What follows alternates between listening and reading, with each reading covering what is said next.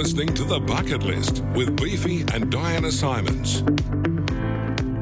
Jack Field is the best freestyle trials rider. He completed the world's highest backflip on a motorbike this week on top of the Eureka Tower, 297.3 metres high. Good morning, Jack Field. How are you this morning? Good morning. I'm great. How are you guys? Fantastic. Jack, you're actually a freestyle trials rider. For people that aren't familiar with this sport, what is a freestyle trials rider? Basically, it's a combination of traditional trials, which is out riding in the bush over rocks and logs and that sort of stuff, and then we're sort of taking aspects from BMX and freestyle motocross, where you're doing the backflips and the 360s and all those aerial tricks as well, and sort of combined it together. So that's my specialty these days. Amazing. Can you run us through what it was like doing this stunt where you're 297.3 metres high from the ground? What was that like? Definitely got the heart racing, that's for sure. It was a pretty cool experience. When the guys first called me up and said, "Do you think we can do this?" Thought they were crazy.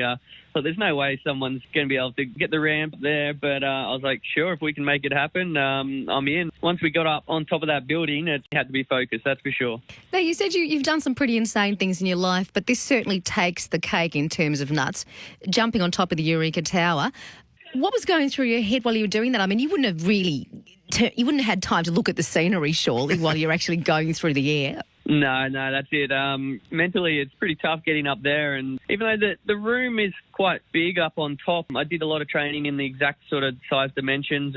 But you can't really account for the wind and it's blowing around up there and the sway of the building. And you just sort of have to mentally block out the fact that it's 300 metres over the side if you go a bit offline. So very focused and got the job done. Yeah, I was going to ask you, how dangerous was it? Anything action sports-wise has always got a risk factor in it. We do our best to minimise that with the training and take all the proper procedures to make sure that nothing too serious can go wrong. But things can happen, though. It's still pretty dangerous up on top there. Pretty windy up there and got blown around a little bit. Did land it nice and smooth, so I was happy with that. It all went pretty well, considering. Yeah, considering how far up you were.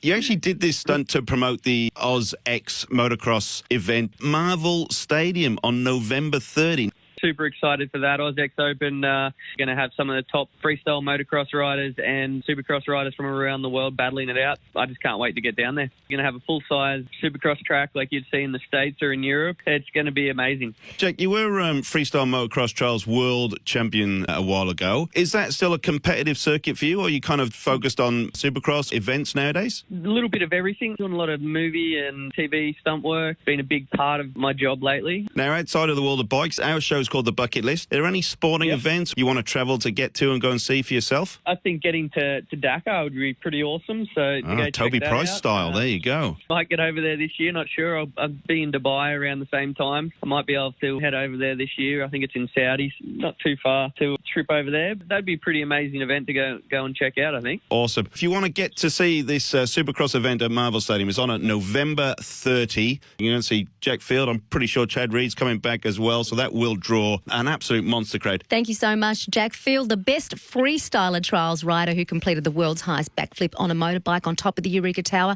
almost 300 metres high on the bucket list.